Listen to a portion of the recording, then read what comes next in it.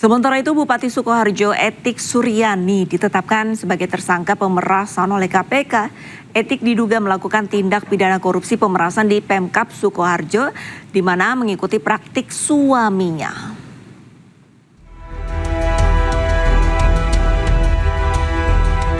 Usai rangkaian operasi tangkap tangan KPK yang digelar sejak Kamis lalu, KPK menetapkan Bupati Sukoharjo Etik Suryani sebagai tersangka dalam kasus dugaan pemerasan di lingkungan pemerintah Kabupaten Sukoharjo. Selain Etik, KPK juga menetapkan tersangka lain yakni Kepala Badan Pengelolaan Keuangan dan Aset Daerah Sukoharjo Richard Trihandoko, serta Kepala Bagian Umum Sekretariat Daerah Kabupaten Sukoharjo Trimulyo. Perkara bermula dari diterbitkannya surat keputusan Bupati tentang penerimaan dan besaran pembayaran insentif pemungutan pajak daerah serta insentif pemungutan retribusi daerah pada Badan Pengelolaan Keuangan Pendapatan dan Aset Daerah Kabupaten Sukoharjo tahun 2026 yang diduga digunakan Etik untuk melakukan tindak pemerasan setoran upah pungut di lingkungan BPKAD Sukoharjo. Etik diduga mengumpulkan sekitar 40% dari insentif yang diterima sejumlah pegawai BPKAD. Permintaan tersebut ternyata melanjutkan praktik yang telah berlangsung pada masa kepemimpinan suaminya sendiri, Wardoyo Wijaya, saat menjabat sebagai bupati.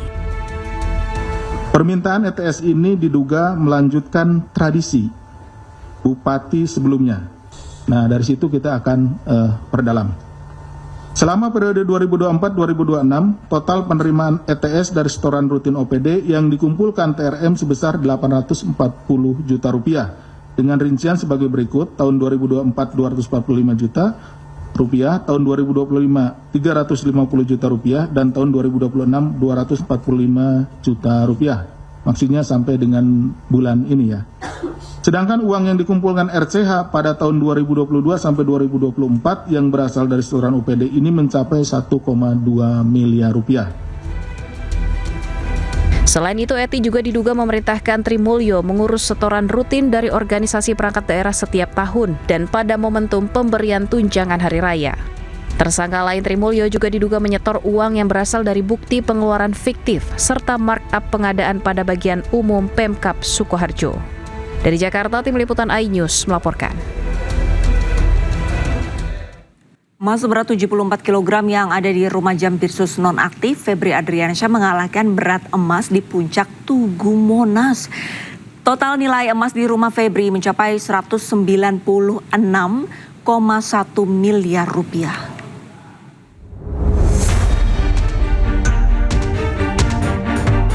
Polisi menemukan emas bernilai fantastis di rumah milik Jampitsus Kejagung Febri Adriansyah di Sentul, Bogor, Jawa Barat.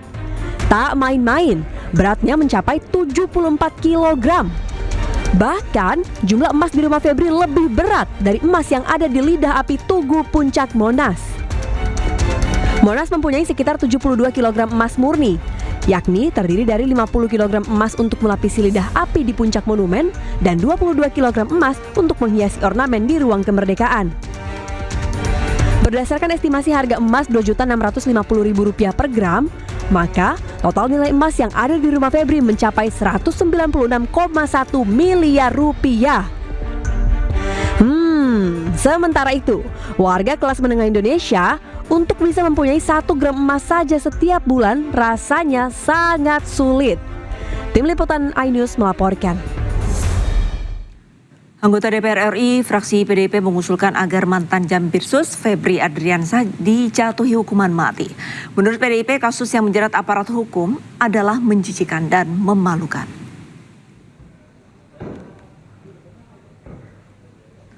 Anggota Komisi 3 DPR RI fraksi PDIP, Nasyirul Falah Amru atau yang biasa disapa Gus Fala, menegaskan kasus dugaan korupsi yang menjerat mantan Jampitsus Kejaksaan Agung Febri Adriansyah memalukan dan melukai hati rakyat.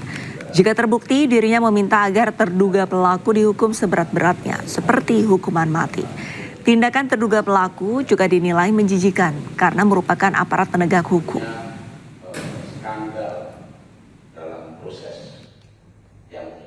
Tentunya skandal dalam proses yang terjadi dan sudah ditetapkan tersangka ini adalah sesuatu yang sungguh sangat memalukan dan sungguh sangat mengecewakan hati nurani rakyat seluruh Indonesia.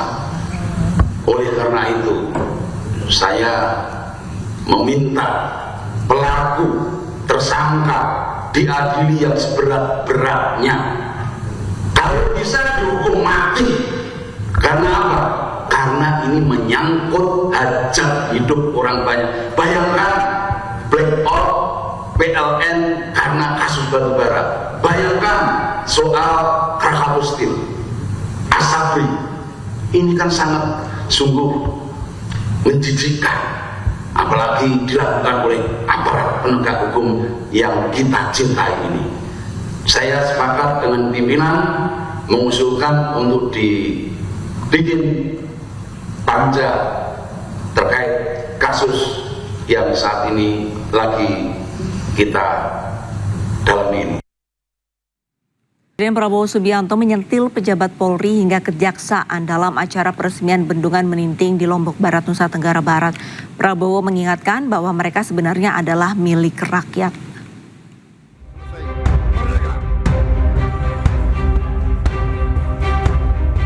Dalam peresmian bendungan Meninting di Lombok Barat, Nusa Tenggara Barat, Presiden Republik Indonesia Prabowo Subianto secara spesifik meminta polisi, militer, dan jaksa untuk introspeksi diri.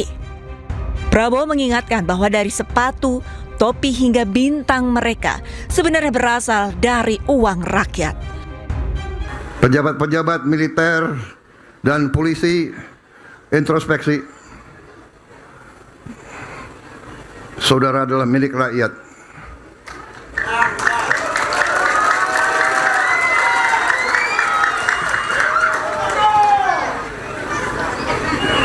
Bintangmu dari rakyat. Sepatumu dari rakyat. Topimu dari rakyat. Jangan pernah lupa itu.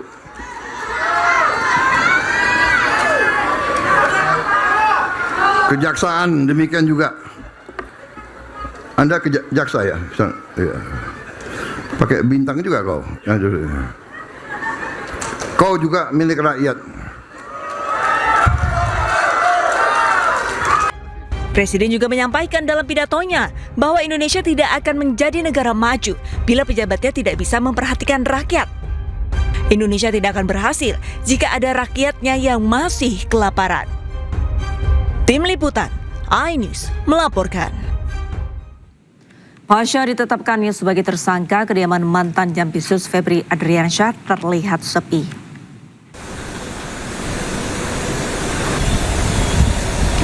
Hingga sore ini kondisi di kediaman Febri Adriansyah di kawasan Radio Dalam Jakarta Selatan tidak terlihat ada kegiatan ataupun penjagaan ketat seperti sebelumnya. Pengamanan ketat yang terlihat di hari-hari sebelumnya pun kini sudah tidak lagi terlihat. Belum ditahan oleh pihak kepolisian, keberadaan ex-Jampitsus Febri Adriansyah kini belum diketahui.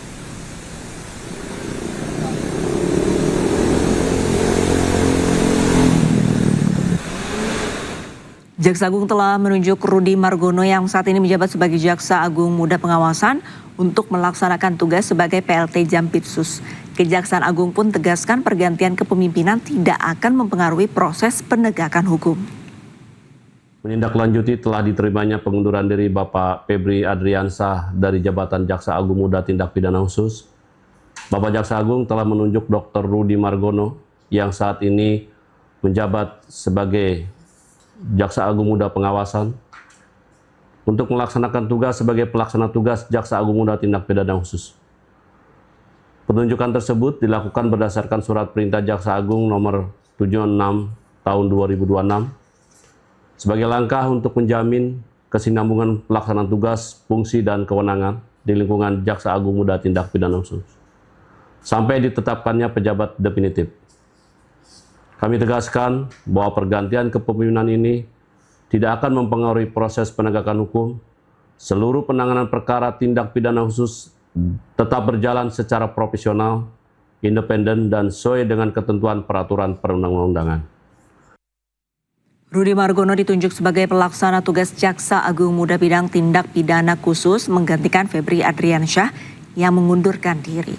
Rudy pernah menjabat Kabadiklat Kejagung dan Kejati DKI Jakarta.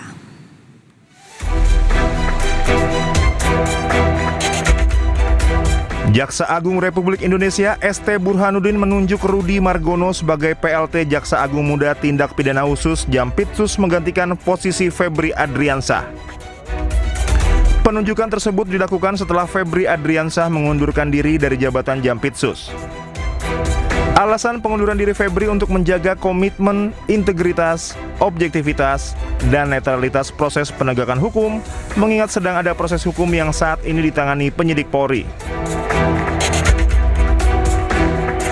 Rudi Margono merupakan jaksa senior kelahiran Magetan, Jawa Timur pada 6 Desember 1969.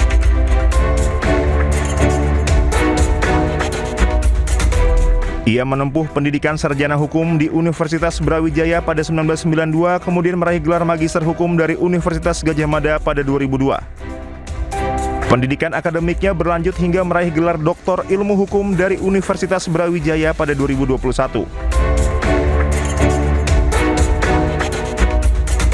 Sebelum dipercaya menjadi PLT Jampitsus, Rudi menjabat sebagai Jaksa Agung Muda Bidang Pengawasan atau Jamwas. Ia juga pernah memimpin Badan Pendidikan dan Pelatihan Badiklat Kejaksaan RI, serta menduduki sejumlah posisi strategis di lingkungan kejaksaan, termasuk Kepala Kejaksaan Tinggi DKI Jakarta. Pengalaman di bidang pembinaan dan pengawasan menjadi salah satu alasan penunjukannya mengisi kekosongan jabatan Jampitsus. Berdasarkan laporan harta kekayaan penyelenggara negara LHKPN yang disampaikan pada 29 Maret 2026 untuk pelaporan periodik tahun 2025, Rudi Margono tercatat memiliki total harta kekayaan sebesar 7,2 miliar rupiah. Tim Liputan Anyus melaporkan.